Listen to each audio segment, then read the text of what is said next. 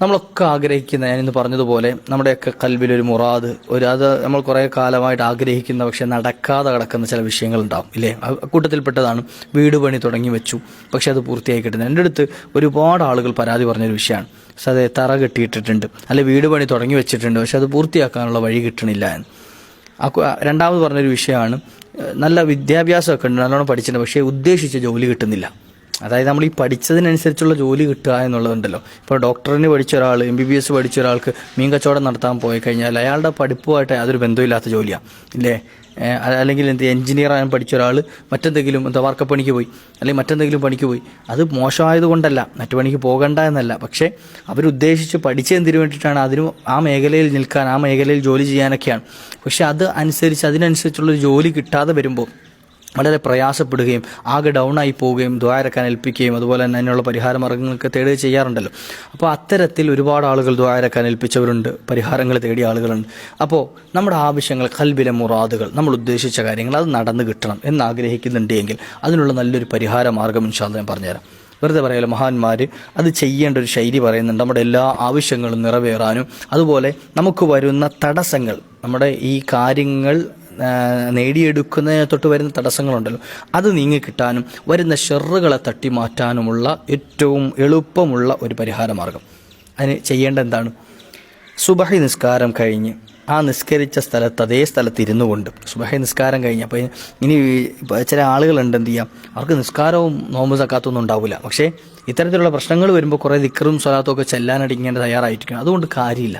നമ്മുടെ ആവശ്യങ്ങൾ നിറവേറി കിട്ടണമെങ്കിൽ ഫറായിലുകളൊക്കെ കൃത്യമായി ചെയ്യണം.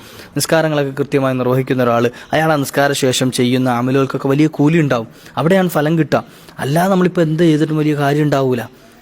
അപ്പോൾ അതുകൊണ്ട് എന്ത് ചെയ്യണം, ഇനി അത്തരത്തിലുള്ള കർമ്മങ്ങളൊക്കെ ചെയ്യുന്ന ആളുകൾ നിസ്കാരമൊക്കെ ക്ലിയർ ആക്കുക ഇൻഷാ അല്ലാഹു തൗഫീഖ്. അപ്പോൾ അതായത് നമ്മൾ ചിലപ്പോൾ ചെയ്തിട്ട് ഫലം കിട്ടുന്നില്ല എങ്കിൽ നമ്മുടെ പ്രവർത്തനത്തിൽ എന്തോ ഒരു ഫോൾട്ട് ഉണ്ടായതുകൊണ്ടാണെന്ന് ചിന്തിച്ചാൽ മതി.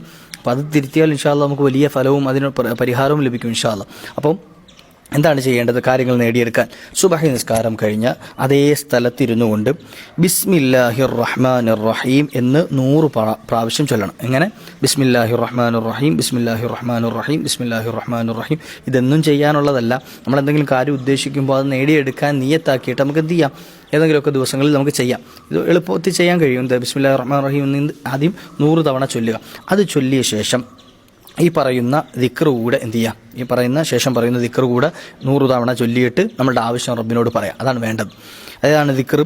ലാ ഹൗല വലാ ഖുവത ഇല്ലാ ബില്ലാഹിൽ അലിയിൽ അദീം, യാ ഖദീമു യാ ദായിമു യാ ഫർദു യാ വിത്റു യാ അഹദു യാ സ്വമദ് യാ ഹയ്യു യാ ഖയ്യൂം യാ ദൽ ജലാലി വൽ ഇക്റാം. അള്ളാഹുവിൻ്റെ കുറേ ഇസ്മുകളാണ് പറഞ്ഞത്. അള്ളാഹുവിൻ്റെ കുറേ ഇസ്മ. ലാ ഹൗല വലാ ഖുവത ഇല്ലാ ബില്ലാഹിൽ അലിയിൽ അദീം നമുക്കറിയുന്ന ദിക്റാണ് ലാ ഹൗല. നമ്മളെപ്പോഴും ചൊല്ലുകയും പറയുകയൊക്കെ ചെയ്യുന്നവരാണ്.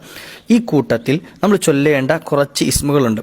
യാ ഖദീമു യാ ദായിമു യാ ഫർദു യാ വിത്റു യാ അഹദു യാ സ്വമദു യാ ഹയ്യു യാ ഖയ്യൂം യാ ദൽ ജലാലി വൽ ഇക്റാം. ഇത്രയും ദിക്റുകൾ, ഇത് അള്ളാഹുവിൻ്റെ അസ്മാഉൽ ഹുസ്നയിൽപ്പെട്ട ഇസ്മുകളാണ്, അള്ളാഹുവിൻ്റെ പേരുകളാണ്. ഇത് എന്ന ദിക്റിനെ ഇത് 100 പ്രാവശ്യം ചൊല്ലുക.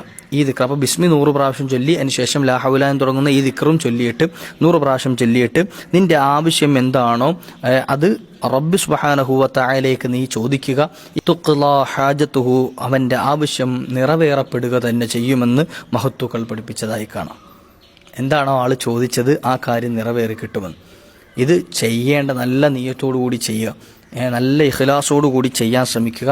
എന്നിട്ട് എന്ത് ചെയ്യുക, നമ്മൾ ആ ഉദ്ദേശിച്ച കാര്യം മനസ്സിൽ കരുതിക്കൊണ്ട് ചെയ്യുക. അതിലുള്ള തടസ്സങ്ങൾ നീങ്ങിക്കിട്ടുകയും അതുപോലെ തന്നെ വരുന്ന ബുദ്ധിമുട്ടുകൾ, ബലാഉകൾ മാറിപ്പോവുകയും നമുക്ക് ആ കാര്യത്തിന് അല്ലാഹു സുബ്ഹാനഹു വ തആല എളുപ്പം ചെയ്തു തരികയും ചെയ്യും. എന്താണോ അതിന് എളുപ്പം വേണ്ടത് ആ കാര്യം അല്ലാഹു റബ്ബ് സുബ്ഹാനഹു വ തആല നമുക്ക് തുറന്നു തരും. ജോലിയുടെ ആവശ്യത്തിനാണെങ്കിൽ അതിനുള്ള മാർഗ്ഗങ്ങൾ അല്ലാഹു തുറന്നു തരും. അതുപോലെ തന്നെ വീട് പണി പൂർത്തിയാക്കാനാണെങ്കിൽ സാമ്പത്തികമായി അല്ലാഹു പുരോഗതി നൽകും. തുടങ്ങിയിട്ട് ഇങ്ങനെ പഠന വിഷയത്തിലാണെങ്കിൽ അല്ലാഹു സുബ്ഹാനഹു വ തആല നല്ല ബുദ്ധികൂർമ്മതയും അതുപോലെ തന്നെ പഠിക്കാനുള്ള ആ ഒരു നശാത്തും ഒക്കെ നൽകി അനുഗ്രഹിക്കും. ഇത്തരത്തിൽ ആ കാര്യം പൂർത്തീകരിച്ച് കിട്ടാനുള്ള പരിഹാര മാർഗ്ഗം എളുപ്പത്തിൽ തുറന്നു കിട്ടും. അതിൻ്റെ തടസ്സങ്ങളൊക്കെ നീങ്ങിക്കിട്ടും ഇൻഷാ അല്ലാഹ്. ചെയ്തു നോക്കിക്കൂടെ? എന്താ ചെയ്യേണ്ടത്? ബിസ്മില്ല, സുബഹി നിസ്കരിച്ച അതേ സ്ഥലത്തിരുന്നു കൊണ്ട് തന്നെ ചെയ്യണം. സുബഹി നിസ്കരിച്ച ശേഷം അതേ സ്ഥലത്തിരുന്നു കൊണ്ട് തന്നെ എന്ത് ചെയ്യണം? 100 തവണ ബിസ്മില്ലാഹിർ റഹ്മാനിർ റഹീം, 100 തവണ ഈ പറഞ്ഞ ലാ ഹൗല വലാ ഖുവത തുടങ്ങുന്ന ദിക്ർ യാദൽ ജലാലി വൽ ഇക്റാം വരെ എന്ത് ചെയ്യുക? 100 തവണ ചൊല്ലിയിട്ട് റബ്ബിനോട് ആവശ്യം പറയാം. പക്ഷെ അത് എളുപ്പത്തിൽ ചെയ്തുകൂടെ? അള്ളാഹു തൗഫീഖ് നൽകട്ടെ. നമ്മുടെ കാര്യങ്ങളൊക്കെ അള്ളാഹു നിറവേറ്റി തരട്ടെ. ഒരുപാട് ആളുകൾ പല വിഷമങ്ങളും പറഞ്ഞവർ, സങ്കടങ്ങൾ പറഞ്ഞവരുണ്ട്. അള്ളാഹു അവർക്കൊക്കെ റാഹത്ത് നൽകുമാറാട്ടെ. കഴിഞ്ഞ ദിവസം ഒരു ഉമ്മ വിളിച്ചിട്ട് വലിയ സങ്കടം പറഞ്ഞു, വിഷമം പറഞ്ഞു. അവർക്ക് ക്യാൻസർ ബാധിച്ച ഒരു സ്ത്രീയാണ്. പക്ഷേ ഭർത്താവ് നോക്കാനില്ലാതെ അവരിട്ടിട്ട് പോയി, മക്കളും തിരിഞ്ഞു നോക്കുന്നില്ല, വല്ലാത്ത വിഷമത്തിലാണ്. എന്തെങ്കിലുമൊക്കെ പരിഹാരം, എനിക്ക് എൻ്റെ മക്കൾ എന്നിലേക്ക് തിരിച്ചു വരണം, എൻ്റെ ഭർത്താവ് എന്തായാലും തിരിച്ചു വരും എന്നുള്ള പ്രതീക്ഷയൊന്നുമില്ല. അയാൾ പോയിട്ട് വർഷങ്ങളായി. പക്ഷേ ഈ മക്കളെ ഞാൻ വളർത്തി, എൻ്റെ കഷ്ടപ്പെട്ട് വളർത്തി, എനിക്ക് ശരീരത്തിന് ബുദ്ധിമുട്ടുണ്ടായിട്ടും ഒക്കെ കഷ്ടപ്പെട്ട് വളർത്തിയിട്ടും ഇപ്പം എന്നെ തിരിഞ്ഞു നോക്കുന്നില്ല, അവരവരുടെ ഇഷ്ടത്തിന് നടക്കുകയാണ്, എന്നെ പരിഗണിക്കുന്നില്ല, എനിക്ക് വേണ്ടതൊന്നും ചെയ്തു തരുന്നില്ല എന്ന് വളരെ സങ്കടം പറഞ്ഞു. അല്ലാഹു സുബ്ഹാനഹു വ തആല അവർക്ക് അത്താണിയാകുമാറാകട്ടെ. അല്ലേ? അത്തരത്തിൽ ആരെങ്കിലുമൊക്കെ ചെയ്യുന്നുണ്ട് എങ്കിൽ വളരെ വലിയ ക്രൂരതയാണ് ആ ചെയ്യുന്നത്. എന്ത് ചെയ്യുക? അവരെ പരിഗണിക്കണം, അവർക്ക് വേണ്ടത് ചെയ്തു കൊടുക്കണം. ഇൻഷാ അല്ലാഹ്. എൻ്റെ ആ മക്കൾ എൻ്റെ ഈ വീഡിയോ കേൾക്കോ ഇല്ലയോ എന്നൊന്നും എനിക്കറിയില്ല. അപ്പോൾ ആ ഉമ്മ സ്ഥിരമായിട്ട് നമ്മുടെ വീഡിയോ കേൾക്കുന്ന ഒരു ഉമ്മയാണ്. അപ്പോൾ അവർ എൻ്റെ അടുത്ത് ഇങ്ങനെ ഒരു പരിഹാരം ചോദിച്ചു, എന്താണ് അവർ തിരിച്ചു വരാൻ ചെയ്യേണ്ടത്? അവർ എന്നിലേക്ക് തിരിച്ചു വരാനും എൻ്റെ കാര്യങ്ങളൊക്കെ നോക്കാനും, എനിക്കിപ്പോൾ സുഖമില്ലാത്തത് കൊണ്ട് ആരെങ്കിലുമൊക്കെ സഹായം വേണം. ഇപ്പോൾ ഒരാളെ സഹായത്തിനവിടെ നിർത്താനുള്ള വകുപ്പൊന്നുമില്ല. ഒരാളെ ഇപ്പോൾ പൈസ കൊടുത്ത് നിർത്താൻ അതിന് കഴിയില്ല. അപ്പോൾ നോക്കാനുള്ള മക്കളും അങ്ങനെ ആയിപ്പോയി. അതുകൊണ്ട് എന്തെങ്കിലും ഒരു പരിഹാര മാർഗ്ഗം പറഞ്ഞു തരണേ ഇൻഷാ അല്ലാഹ്. അത്തരത്തിലുള്ള ആളുകൾക്കൊക്കെ ഇത് ഉപകാരപ്പെടും ഇൻഷാ അല്ലാഹ്. ഖൽബിൽ നല്ല നിയ്യത്ത് വെച്ചുകൊണ്ട് ഇൻഷാ അല്ലാഹ് ചൊല്ല. അല്ലാഹു സുബ്ഹാനഹു വ തആല